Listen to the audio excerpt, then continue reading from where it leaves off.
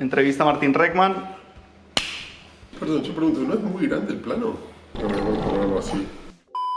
Muchas gracias, Martín, por aceptar la invitación. Nosotros somos Tercer Cine, un medio de Colombia dedicado a la promoción, difusión de crítica de cine colombiano, y ahorita estamos expandiéndonos hacia otras latitudes y queremos llevar la conversación hacia otros lugares de Latinoamérica, y qué mejor empezar por Argentina y contigo como una de las grandes figuras del cine argentino que nos ha influenciado mucho acá en estos territorios. Y pues esta es la primera de una serie de muchas conversaciones sobre el cine latinoamericano y cómo nos estamos pensando el cine desde esta parte del mundo. Entonces, pues de nuevo, muchas gracias. Gracias a quienes están allá en Buenos Aires haciendo esta logística posible. Quienes vamos a estar dialogando contigo somos Andrés desde allá y yo desde acá. Entonces vamos a ir turnándonos las preguntas. Quisiera empezar hablando un poco como de tu oficio como cineasta, relacionado un poco con la literatura, como que además de hacer películas, también escribes y has publicado varios libros. Como cuéntanos un poco como de estos dos oficios, cómo los relacionas y también cómo conjuras la literatura y el cine en tu trabajo. Ok, bueno, gracias a ustedes por esta invitación a hablar, a conversar. Con respecto a la pregunta, es larga y complicada, no hay una sola respuesta. Yo voy alternando entre cine y literatura, no, digamos, me dedico a las dos cosas. Hace mucho que no escribo un libro de cuentos, pero también pasa mucho tiempo entre una película y otra. Entonces, por lo general, lo que hago es entre una película y otra escribo literatura. Eso es un poquito la forma en que me organizo. Empecé escribiendo guiones para películas que quería hacer. Y empecé por el cine, digamos, lo que me interesó en un principio fue el cine, y lo que pasó fue que en un momento no estaba estudiando en Estados Unidos y había hecho un corto y seguía escribiendo posibles guiones para cortometrajes que quería filmar, y me di cuenta de que podía escribir mucho más de lo que podía filmar, porque para filmar hace falta una organización, una producción y mucho tiempo, y para escribir realmente es algo que cuando uno escribe literatura, uno empieza y termina el trabajo en su casa solo, sin necesidad de organizarse, ni de convocar otras personas, ni de conseguir el dinero para hacer el proyecto, etcétera, etcétera.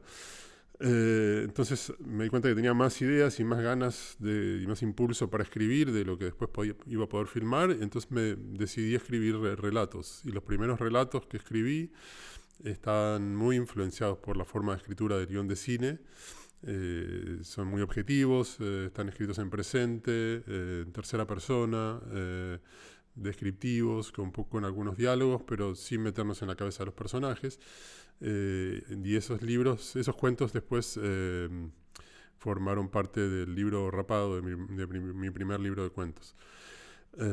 Lo que pasó también es que cuando escribí algunos de esos cuentos, sobre todo el cuento Rapado, pensaba ya en la posibilidad de después adaptar ese cuento y convertirlo en un guión para una película, y eso fue lo que pasó. Convertí el cuento Rapado en el guión de la película, y al mismo tiempo lo que hice fue, como en un cuento corto, bueno, el cuento lo continué un poco, y también usé elementos de otros de los cuentos del libro, y los incluí en el guión de Rapado. O sea que el guión de Rapado es el cuento Rapado más algunas situaciones que aparecen en otros cuentos que están en el libro Rapado. Es un poco confuso, pero bueno, es así. Así que ese fue más o menos el principio para mí de por qué empecé a escribir literatura, y cómo voy intercalando un poco entre cine y literatura. A lo largo del tiempo fui intercalando los dos oficios, ¿no? Creo también que en los dos casos hablo un poco de lo mismo, que los mundos de los que hablo son similares, los personajes son parecidos, digamos, son universos. Creo que comparten el mismo universo, pero los medios son distintos y los resultados obviamente son distintos, ¿no? Una cosa son las películas y otra son los cuentos. Son cosas diferentes, pero el universo del que hablan creo que es un poco el mismo. En relación a ambos lenguajes, digamos, se entiende que hay una semejanza muy particular y este uso del presente, e incluso podría identificarse como las elipsis muy similares entre un cuento y una película, pero en relación al tipo de lenguaje y a la especificidad del lenguaje, ¿qué crees que solo te da el cine y qué crees que solo te da la literatura? Por ejemplo, no sé, en términos metafóricos, por ejemplo, más allá de que te gusta el lenguaje como más objetivo, ¿cuándo acudís a la literatura como para alcanzar un estilo literario?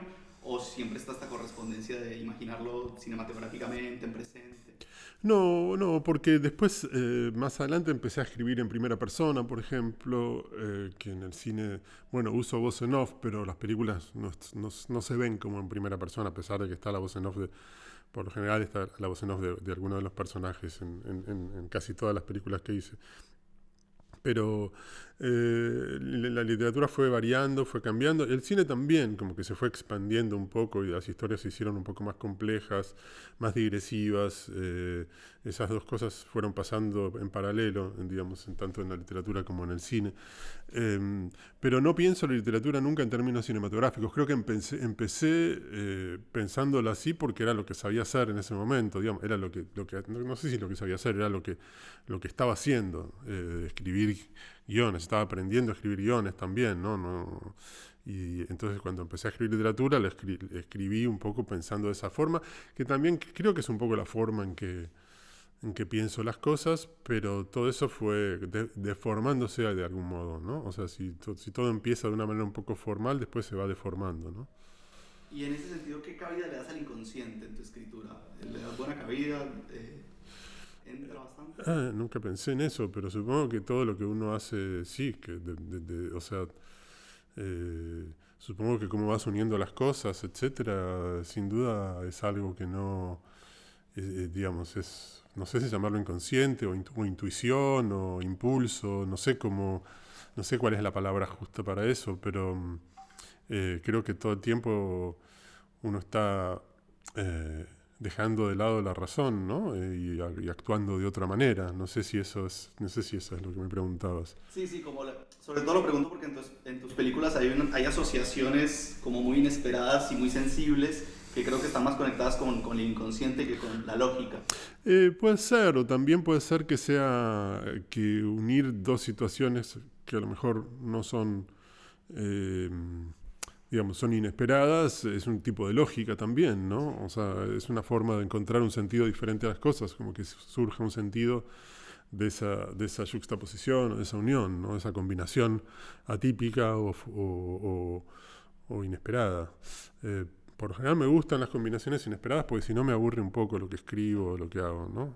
Entonces me pasa eso también cuando veo películas, también es como que muchas veces uno está viendo cómo están hiladas las cosas y cómo van a llegar al resultado que uno ya sabe que va a ser y por lo general muchas veces eso sucede así sin ninguna variación o sin ningún desvío interesante y puede resultar satisfactorio, así como te puede resultar satisfactorio comer algo que ya conoces y conoces el gusto de esa comida y la comes otra vez, pero no te sorprende ni te produce nada nuevo, ni te genera nada, como que no te hace ver las cosas de otra manera, ¿no? Me parece que prefiero un poco más jugar por el otro lado, como ir un poco a lo nuevo, no sé.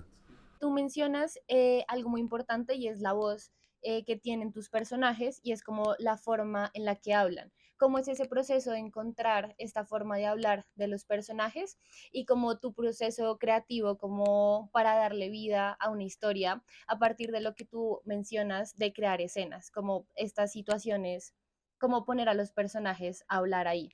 Bueno, esa pregunta es la pregunta que me hacen siempre, la forma de hablar de los personajes. Y justo la semana pasada tuve una serie de proyecciones con preguntas y respuestas al final y siempre me hacían la misma pregunta. Y estoy cansado de responder y estaba con ganas de decir no respondo más a esa pregunta porque ya la respondí demasiadas veces. Pero bueno, voy a hacer una excepción. Esta es la última vez que respondo esta pregunta.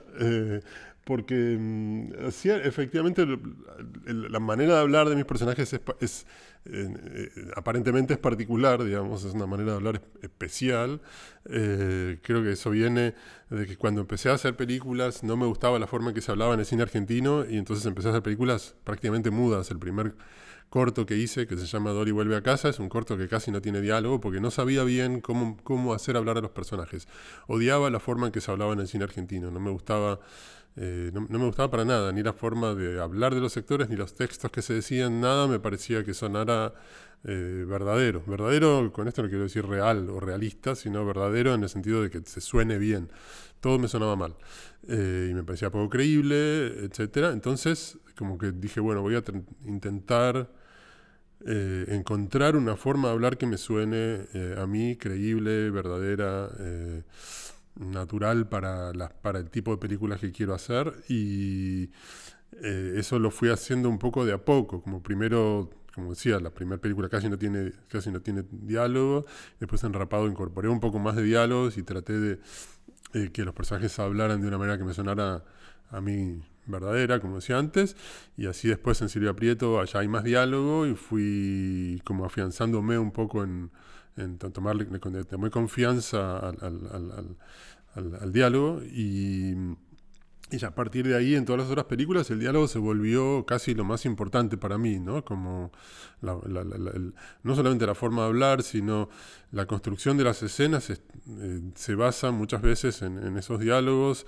y los diálogos tienen sentido no solamente por cómo se dicen, sino por la velocidad con que se dicen, las pausas que hay entre un texto y otro, etcétera. Son cuestiones rítmicas y sonoras que me parece que si no son exactamente así, la escena después no funciona, digamos, ¿no? Entonces, por eso los diálogos para mí son como la base generalmente de las escenas y es algo sobre lo que trabajo mucho y que después ensayamos con los actores y la idea siempre es ir encontrando con los actores eso mismo que yo fui trabajando en el guión y encontrar esa misma sonoridad, esa misma melodía para que después la escena funcione de la manera en que yo la escribí. No es solamente una cuestión de diálogos, es una cuestión de que en mis películas por lo general casi todo está imaginado en el guión. Después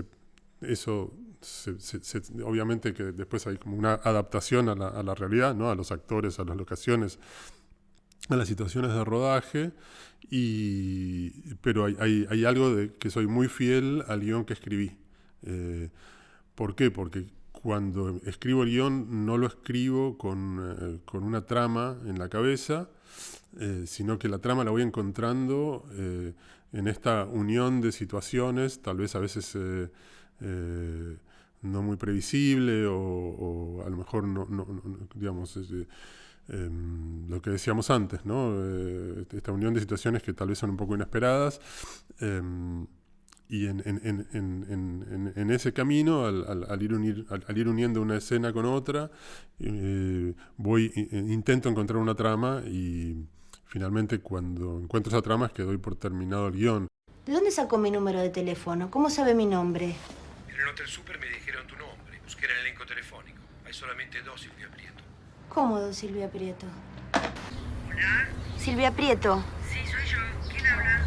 Silvia Prieto. En relación a los personajes, vos en alguna entrevista te escuché que tus personajes están como en un presente constante, como una especie de disposición constante, y eso es como muy bello, porque son los seres como muy instalados en ellos mismos, son personajes como que es volantera o es moza, pero como que no tienen cierta ansiedad social, no tienen como frustraciones. Me pregunto si eso es algo epocal en relación a por supuesto, Silvia Prieto, los guantes mágicos, y como que el paradigma cambiaría hoy en día, o tus personajes crees que tienen como esta, no sé cómo llamarlo, centralidad, disposición. Yo creo que siguen así, o sea, los personajes siempre están disponibles, lo que vos decís, están como abiertos a lo que pueda suceder, ¿no? Un poco.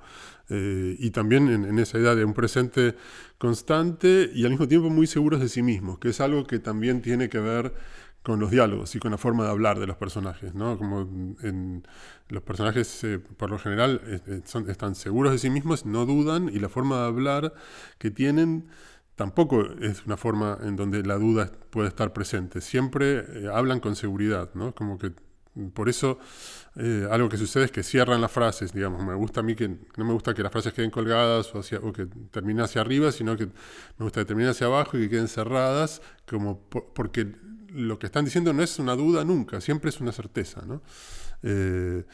Bueno, son esas características. No son características que pensé antes de empezar a hacer películas, sino que son cosas que fueron apareciendo a medida que fui avanzando y escribiendo escenas nuevas y películas nuevas, ¿no? Como todo eso fue armándose, no es algo que me senté antes de hacer mi primera película con un plan y dije, esto es lo que voy a hacer, sino que de a poco fueron apareciendo. ¿Hay una filosofía vital ahí detrás o no? No sé, o sea, filosofía vital puede ser que se desprenda de las películas esa filosofía, pero no existe de antes, digamos, por lo menos no existe conscientemente de antes, digamos, ¿no?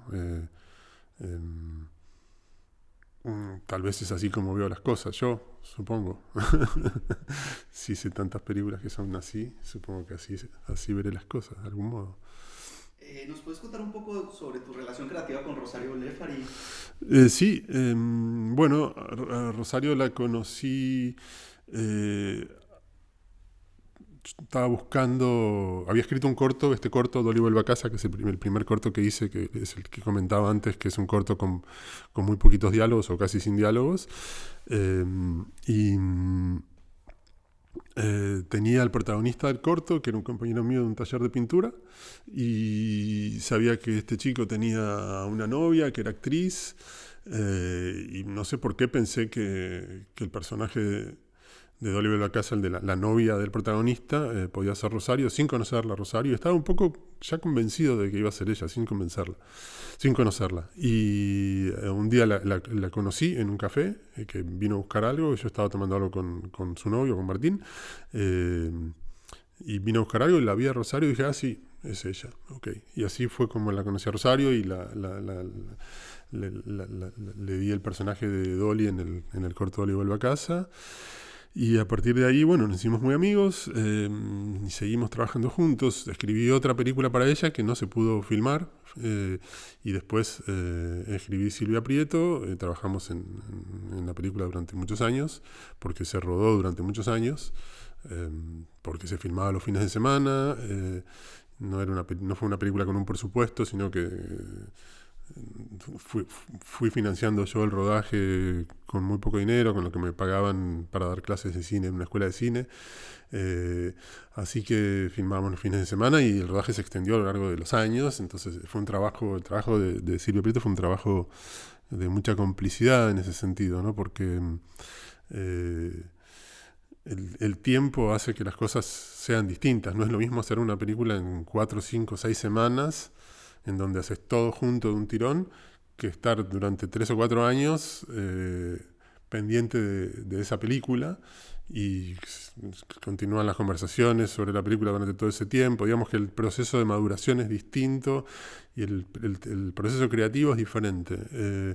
Rosario entendía, casi siempre entendía exactamente lo que yo quería. A veces teníamos alguna ida y vuelta sobre alguna cosa o por la manera de decir algo, etcétera, pero por lo general siempre fue como una colaboración constante y en sintonía absoluta, ¿no? Así que eso puedo decir, sí.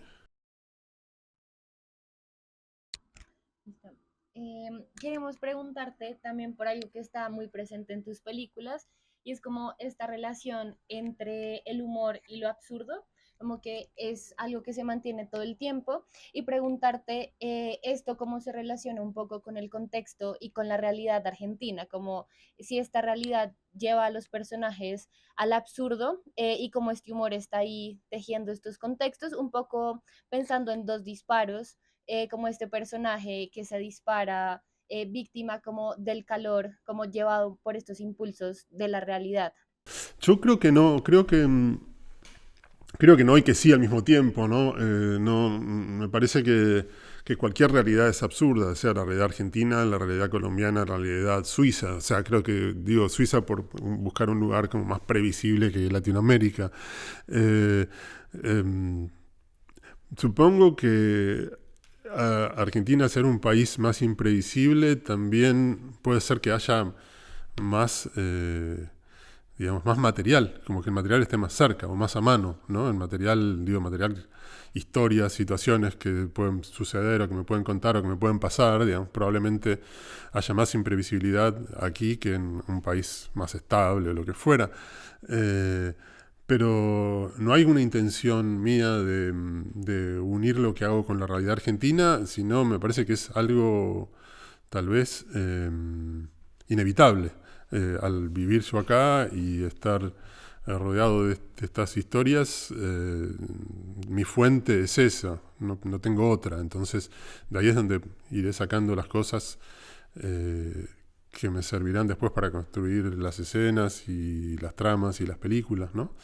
Es un poco inevitable, pero no hay una intención de querer retratar el absurdo de la realidad argentina, sino de por ahí nutrirse o sacar elementos de esa realidad para después construir otra cosa que creo que se aleja bastante de la realidad argentina, ¿no? A pesar de que son cosas películas que suceden acá,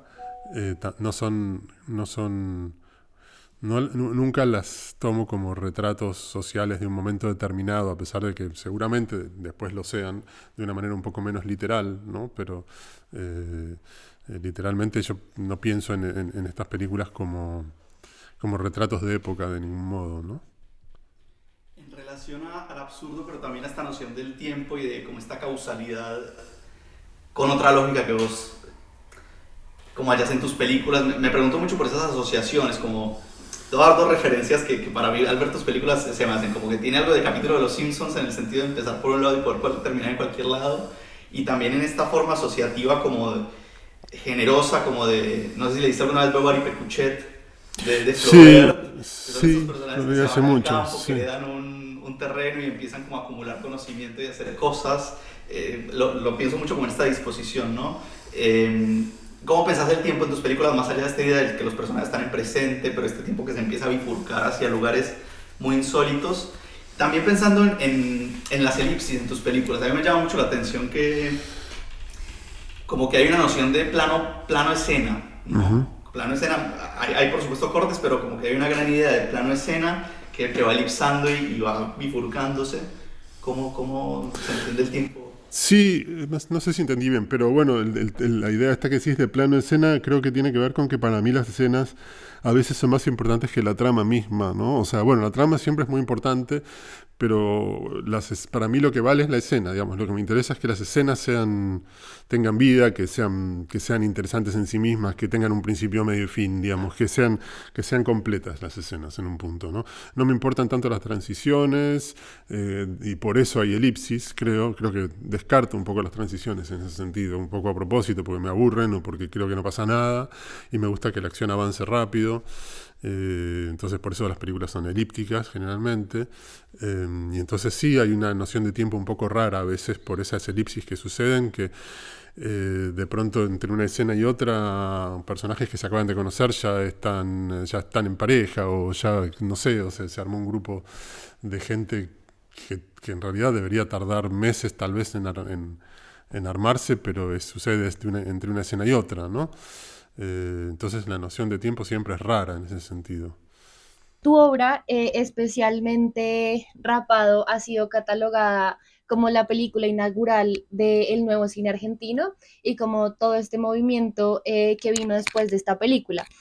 Preguntarte en un primer momento, como mientras estabas haciendo Rapado, como ya nos contaste, como esta relación con el lenguaje y con los diálogos con el cine argentino, pero inicialmente como cuáles eran tus búsquedas en este momento y cómo te relacionabas con lo que estaba sucediendo en el cine en ese momento, como cuáles eran las preguntas y los cuestionamientos.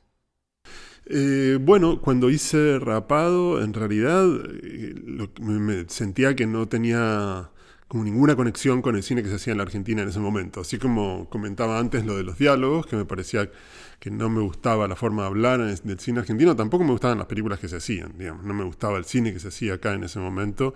Yo había estudiado afuera, volví a la Argentina empecé a filmar una película con Rosario Blefari de protagonista, que no pude terminar, que filmé una semana nada más.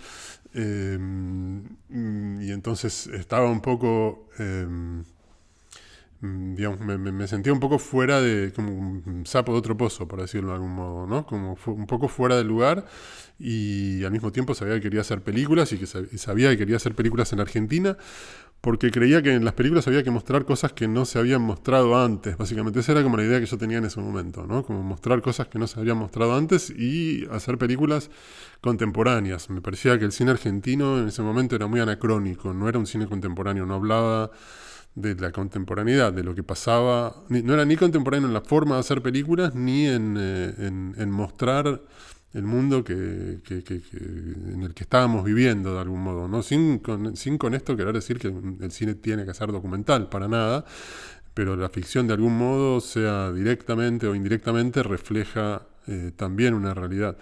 Me parecía que eso no estaba sucediendo, y al mismo tiempo quería hacer historias bastante simples. Tenía la impresión de que lo que sucedía era que no se filmaba para contar historias, sino que se filmaba aquí siempre para algo más, o para desplegar ciertas ideas políticas, por ejemplo, o para desplegar ciertos caprichos estéticos. Había gente que hacía películas que para mí eran caprichosas estéticamente, pero que no tenían nada que ver con el cine, como que no usaban el medio de una manera cinematográfica, sino que simplemente lo usaban lo usaban para otra cosa, básicamente, ¿no? Y lo que me interesaba a mí en ese momento era usar el cine para contar historias, y nada más. Entonces, viene un poco por ahí todo eso, ¿no? Como intentar contar historias a través del cine, que era lo que yo había aprendido cuando estudié cine. Aprendía de algún modo con pocos elementos, armar una pequeña historia y contarla, y con elementos cercanos. Y eso es un poco lo que me propuse. Una cosa completamente simple, sin ningún tipo de pretensión estética, tal vez, a pesar de que yo había visto cine y que, digamos, tenía como mis gustos, obviamente, y había cierto cine que me gustaba, que defendía, etcétera, pero no quería hacer una película de ningún modo pretenciosa, quería hacer algo completamente llano y contemporáneo, básicamente. Y en retrospectiva, como viendo los últimos años, ¿cómo crees que se ha transformado el cine argentino, como desde ese momento?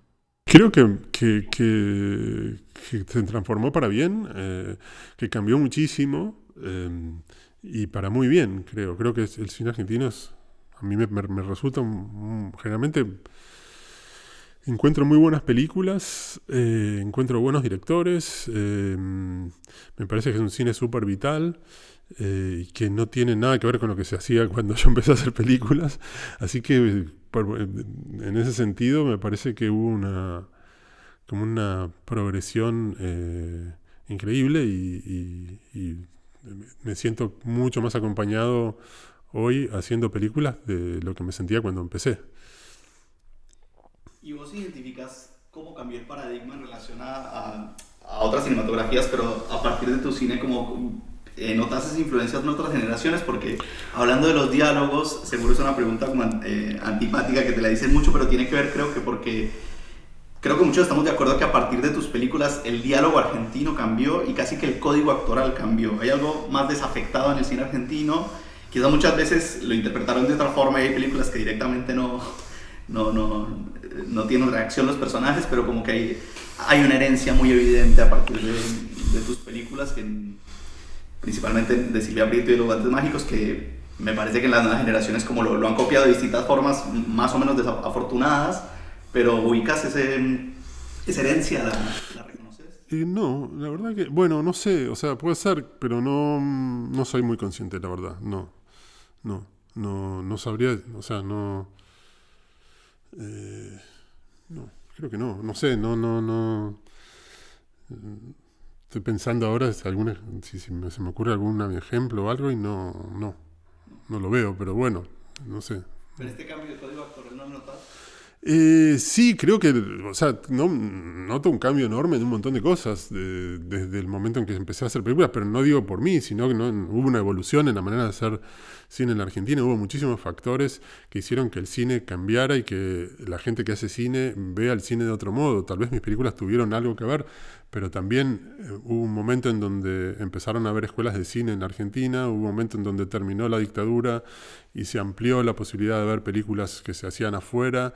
Hubo un momento en donde volvió a hacerse el Festival de Mar del Plata, en donde había una sección que se llamaba Contracampo, donde pasaban películas bastante inusuales para lo que se solía ver en ese momento, como el nuevo cine iraní. Hubo también un momento en donde surgieron revistas de cine como El Amante o Film, en donde se habló del cine de otra manera, y eso también hizo que estudiantes y futuros cineastas leyeran sobre cine de otro modo y pudieran empezar a pensar el cine de otra manera. Y todo eso, con mis películas ahí al principio tal vez, pero que fueron un factor más de lo que después se llamó el nuevo cine argentino. Y eso fue lo que cambió el cine en Argentina, no mis películas. O sea, mis películas fueron un pequeño factor dentro de todo este universo que se armó después de la dictadura, básicamente. Y después vino el Bafisi acá en Buenos Aires, que también fue un factor fundamental por la posibilidad de poder ver películas que antes eran invisibles y de conocer directores de afuera y conversar con directores de acá y de afuera en las funciones. Todos esos elementos hicieron que se ampliara muchísimo la forma de ver y hacer cine en la Argentina, ¿no? Me acabo de levantar y en realidad no sé para qué. Me hubiera quedado durmiendo todo el día, pero algo me despertó, un ruido, algo, no sé. Siempre hay algo que te despierta. Si no es un ruido, es un pensamiento que se te cruza por la cabeza. O si no, uno se despierta por causas naturales. No sé qué voy a hacer hoy. Tengo todo el día por delante y después la noche. Y después mañana viene otra vez el día siguiente. Todo empieza de nuevo.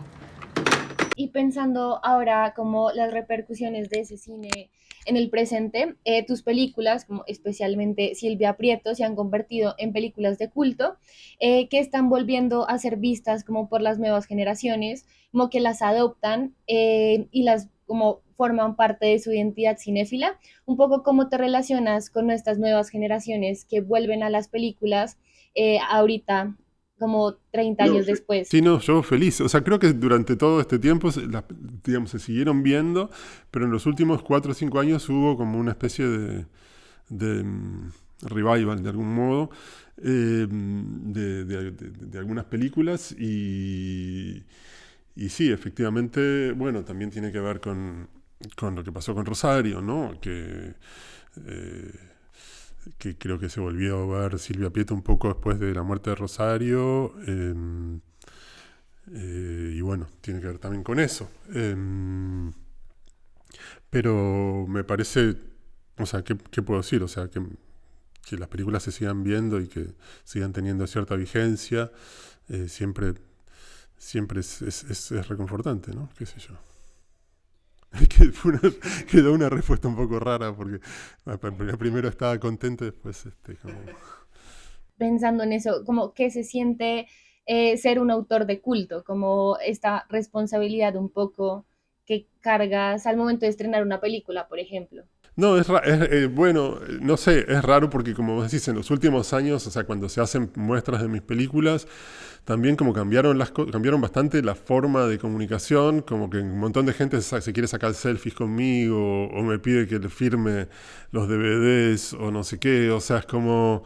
son cosas que antes no me pasaban y que ahora me están pasando, sí, que me divierten un punto, y sobre todo lo que me gusta de todo esto es que las películas se sigan viendo, que las películas sigan teniendo vigencia.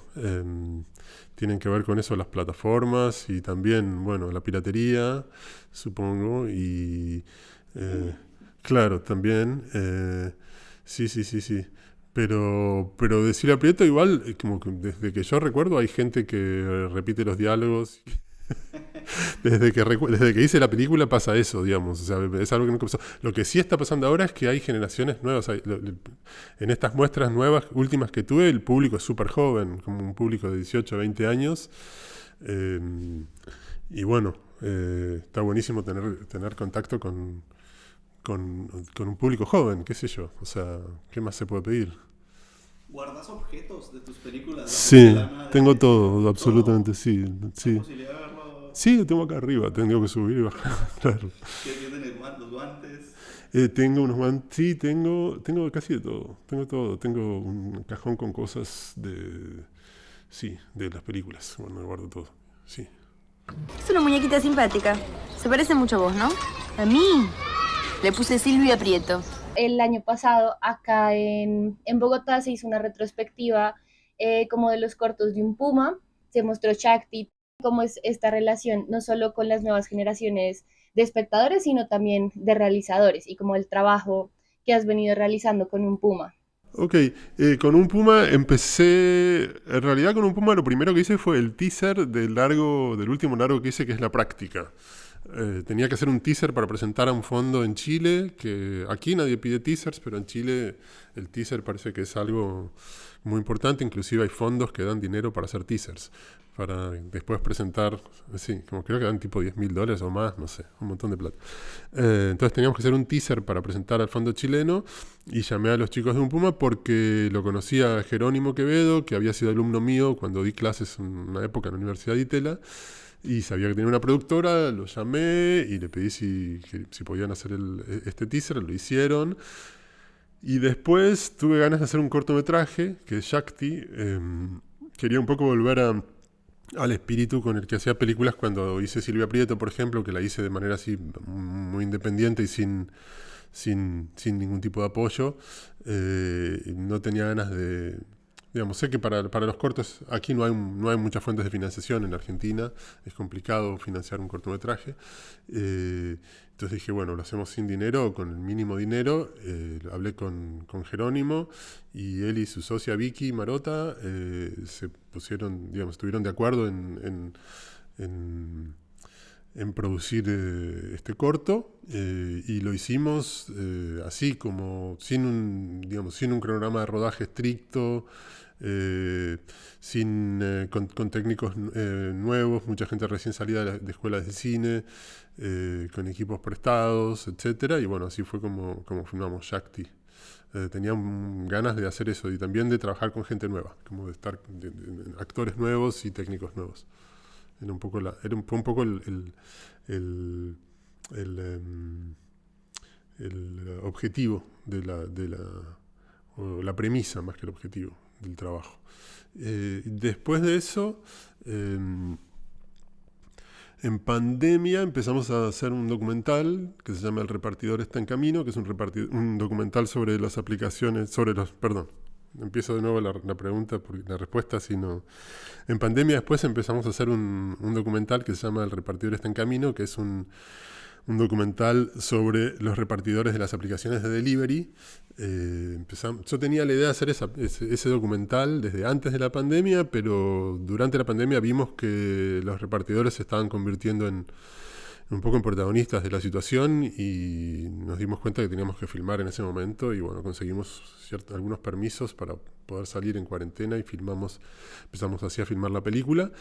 Y después La Práctica, estaba trabajando con otros productores que no resultaron y finalmente también fue Un Puma quien encaró la gestión de la producción de La Práctica acá en la Argentina. Es una película que se hizo con varios coproductores, se filmó en Chile y en Portugal, entonces hubo productores chilenos, portugueses, alemanes y argentinos, y la parte argentina la hizo Un Puma. Entonces, bueno, trabajé con ellos en estas últimas cosas y empecé realmente a trabajar con ellos porque por conocerlo a Jerónimo, de haber sido alumno mío, ¿no? Como que me gustaba un poco la idea de trabajar con gente nueva, joven, ahora ya no son tan nuevos, pero en el momento que empecé a trabajar con ellos eran súper nuevos y me gustaba un poco esa idea.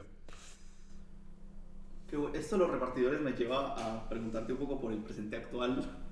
¿Crees que hay una tal batalla cultural? Porque la otra vez escuché a Martín Cohen decir que no, que desfinanciar y masacrar un instituto no tiene que ver con una batalla cultural. En todo caso discutamos cine, discutamos otras cosas. Pero ¿qué crees de...? Que no lo escuché a Martín Cohen decir eso. Esta idea de Milei, digamos, sí. la batalla cultural. ¿Crees que hay una tal batalla cultural? Yo no escuché a Martín Cohen lo respeto mucho y me gustaría saber qué es lo que dijo exactamente, pero... No, básicamente decía que una batalla cultural sería si nos pusiéramos a discutir sobre las películas que se hacen Entiendo. y proponer qué tipo de películas queremos hacer. Pero este tipo de masacre, de desfinanciación, no es una batalla. Bueno, puede ser que no sea una batalla, pero sí es un intento de extinción, que digamos, que no es una pelea, digamos, no es una pelea, es ejercer el poder de la peor manera, de una manera autoritaria. Sí, sin duda, pero eso yo también lo llamaría una batalla, porque no creo que la última palabra esté dicha. Creo que cuando termine este gobierno volverá a resurgir de algún modo alguna forma de financiación estatal de películas, como sucede en todo el mundo, que no sea Estados Unidos o la India. Algo así va a pasar, no es que se terminó el cine en la Argentina porque llegó Javier Milei a la presidencia, digamos, o sea, es un momento horrible. El Instituto de Cine también tuvo sus problemas y complicaciones y no fue nunca un organismo muy fácil. A lo mejor una vez que termine esta pesadilla puede resurgir o renacer el Instituto de Cine de una manera más eficiente, más eficaz y que nos sirva más a todos, pero sin duda no está dicha la última palabra, ¿no? O sea, bueno, en Brasil pasó con Bolsonaro, que liquidaron todo y ahora, bueno, están rearmando todas formas de financiación estatal para la cultura. No resulta fácil, siempre, eso me decían amigos brasileños, no resulta fácil rehacer todo lo que se destruyó, y acá va a pasar lo mismo, no va a ser fácil, pero... digamos que no creo en lo más mínimo que este sea el final de la historia, ¿no? 1, 2, 3, probando. Sí, cambio. Para pasar un poco a otro tema e ir cerrando, queremos preguntarte por estas últimas dos pelis, como que son un cambio en lo que has venido haciendo, como que la primera está filmada en Chile y la siguiente es un documental, como si nos puedes contar un poco como sobre estos procesos. ¿Cómo no? Sí, bueno, las dos películas, La Práctica y El Repartidor está en camino, tienen, digamos, lo que tienen en común es que las dos se filmaron afuera de la Argentina. El Repartidor está en camino se filmó parte en Argentina y parte en Venezuela. Y La Práctica se filmó toda fuera de Argentina. Se filmó en Chile y la película transcurre en Chile, pero por cuestiones de coproducción algunos interiores se hicieron en Portugal. Entonces son dos películas que filmé en parte o totalmente fuera del país. Y tenía un poco de ganas de filmar afuera de la Argentina, sobre todo la película de ficción, La Práctica, porque quería como empezar a ver las cosas de una manera un poquito más fresca. Así como con Shakti quería filmar con un equipo nuevo, con actores nuevos, jóvenes, desconocidos, etc. Con La Práctica también tenía un poco la idea de cambiar y de renovarme un poco actores y locaciones, en este caso maneras de hablar, formas de escuchar el lenguaje, ¿no? Como formas de escuchar a la gente hablando, que los diálogos se digan de otro modo, con otro acento. Y también lugares diferentes, como que casi siempre filmé acá en Buenos Aires y conozco mucho la ciudad, como que cuando miro las cosas las miro de una manera determinada, con una carga determinada, y tenía la impresión de que si iba a filmar afuera iba a ver las cosas de una manera un poquito más fresca o más inocente. Y ese fue un poco el objetivo, ¿no? que tuve cuando decidí ir a filmar La Práctica a Chile. Escribí el guión para filmarlo allá y también, por ejemplo, con los actores no tenía idea de quiénes eran, digamos. Trabajé con actores muy, muy buenos y algunos muy conocidos en Chile, pero que para mí eran desconocidos. Entonces no tenía esa carga o ese peso cuando hablaba con ellos o cuando filmaba las escenas con ellos, cuando ensayábamos. Para mí era toda gente nueva y nada más que eso, sin saber qué representaban para la cultura de Chile, por ejemplo, ¿no? Cuando filmo acá yo sé los actores con los que trabajo, quiénes son, qué peso tienen en la cultura argentina, qué lugar ocupan, etc. Cuando fui a filmar a Chile no tenía idea de todo eso y me gustaba un poco esa inocencia. Así que eso fue... ¿Y sobre el documental de Los Repartidores, qué descubriste de ese mundo? Fue raro porque en realidad, bueno, descubrí bastantes cosas, siempre con un documental se descubren muchas cosas, pero lo que fuimos descubriendo a lo largo del proceso de rodaje, sobre todo fue como una especie porque como se hizo durante la pandemia, fue como entrar en el documental en el peor punto de la pandemia y después a medida que fuimos filmando íbamos saliendo de esa pandemia. Entonces esa progresión está en la película. Creo que eso fue lo más interesante, un poco ese registro de filmar estas situaciones que sucedían en el momento más álgido de la cuarentena y de la pandemia, con estos repartidores que eran las únicas personas que podían moverse por la calle en ese momento libremente, y cómo todo eso se fue después como abriendo y cómo fue cambiando, y después, bueno, como me interesaba también el micromundo de los repartidores venezolanos en la Argentina, que en ese momento los repartidores 5% de otras nacionalidades y 5% argentinos, y ahora creo que cambió mucho, ahora creo que hay muchos más argentinos haciendo ese trabajo, pero en ese momento eran casi todos venezolanos, y me interesaba meterme en ese mundo, de algún modo. Ya había hecho un documental antes, Copacabana, en donde es un registro de la comunidad boliviana en Buenos Aires, entonces me interesan esos mundos que hay adentro de otros mundos. Entonces, bueno, esa fue un poco la idea con el repartidor está en camino.